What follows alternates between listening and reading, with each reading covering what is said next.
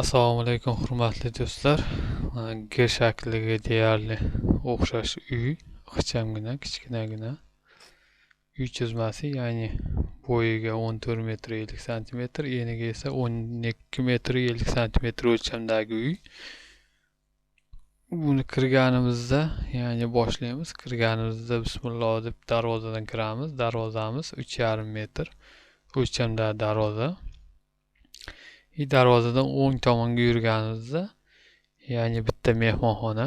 Mehmonxonamizni uzunligi 5 metr 40 santimetrga 3 metr 70 o'lchamdagi mehmonxonamiz. U yerdan chiqqanimizda yana bitta xona, yotoqxona. Yotoqxonamiz bor do'stlar.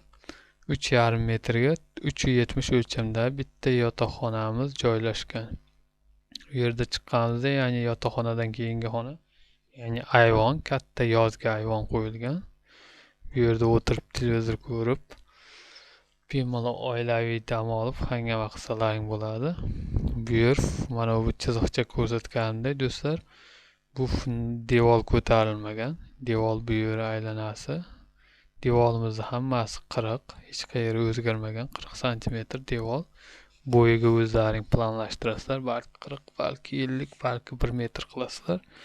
Bu o'zlaringga bog'liq, sharoitlaringdan kelib chiqib do'stlar. Kirganimizda esa, darvozadan kirganimizda chap tomonda esa yana bitta mehmonxona. Xuddi bu mehmonxona bilan o'lchamlari bir xil o'lchamdagi mehmonxona, ya'ni 5 metr 40 santimetrga 3 metr 70 santimetrga o'lchangan mehmonxonamiz. Bu yerdan chiqqanimizda yana bitta xona. Bu xona ham xuddi tepadagi xona, o'ng tomondagi xonaga bilan bir xil o'lchamdagi, ya'ni 3,5 ga 370 o'lchamdagi, ya'ni yotoqxonamiz. Do'stlar, mana bu chiziq tortganim, ya'ni shifrda joyi, ya'ni tomda yopilgan joyi desam bo'ladi. G shaklda yopilgan tomning shakli. Endi sizlarga bu birinchi uy chizmam, endi ikkinchi uy chizmamni ko'rsatadigan bo'lsam, ya'ni mana bu uy chizma G shaklda so'raganlar uchun bu bir do'stimizni talabiga binoan chizilgan, ya'ni o'zi chizmamiz mana bunaqa edi.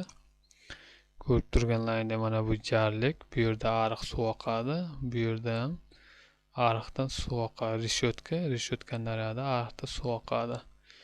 Mana bunda chizilgan, ya'ni garaj, mehmonxona,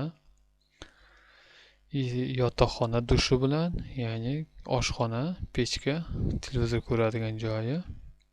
Bu yerda koridor, hol, ya'ni uyning orqa tomoniga o'tadigan joy.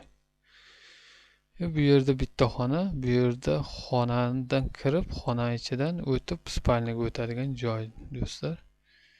Bu yerdan bitta G shaklli bitta katta uy solinish kerak.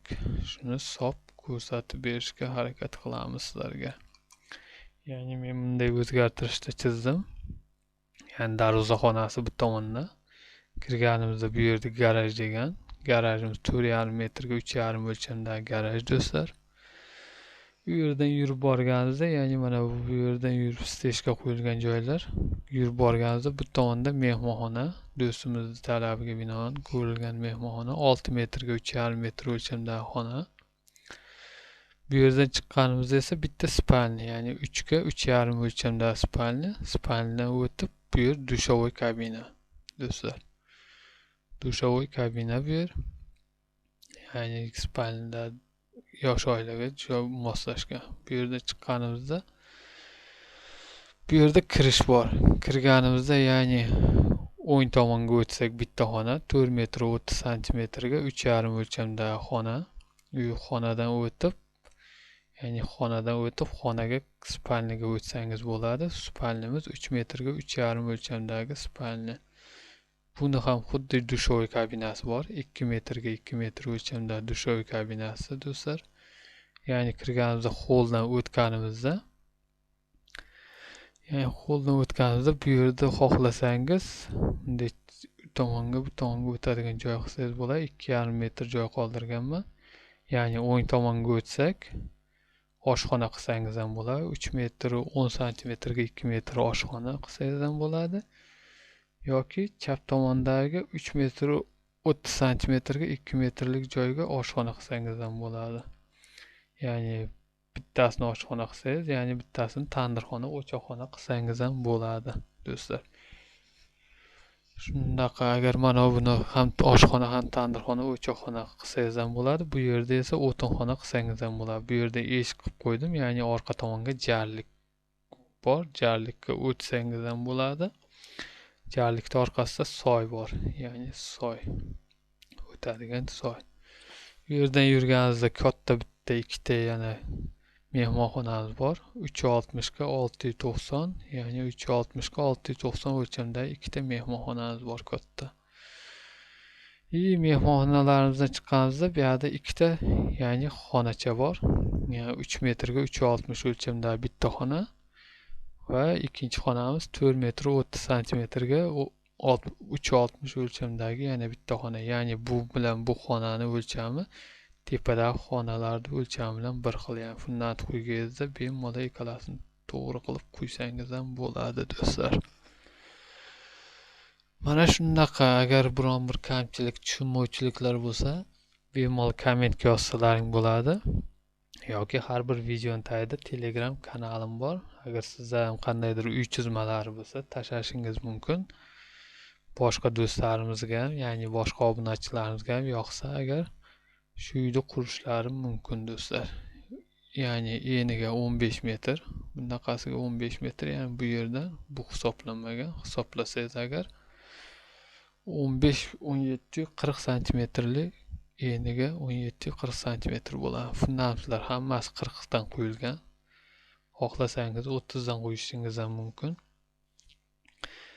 Bundaqasi uzunligi esa, ya'ni bu yerdan bu yergacha do'stimiz tosh to'kkanman dedi. Shunga moslab qurib bering deganligi sababli 30 metrga tosh to'kkan ekan do'stimiz.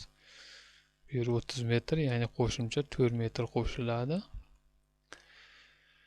Ya'ni 360 xonani ichi bo'lsa, 40 santimetr bo'lsa, ya'ni 4 metr, jami 34 metrga 17-40 o'lchamdagi uy chizmasi, do'stlar.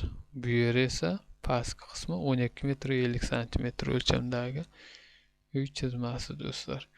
Agar yoqqan bo'lsa, o'z minnatdorchiliklaringizni bosib qo'yinglar. Xudo xolasa kelgusi videolarimizda bundan ham chiroyli uylar chizishga harakat qilamiz. Agar yoqqan bo'lsa, klass bosib qo'yinglar degan umiddaman.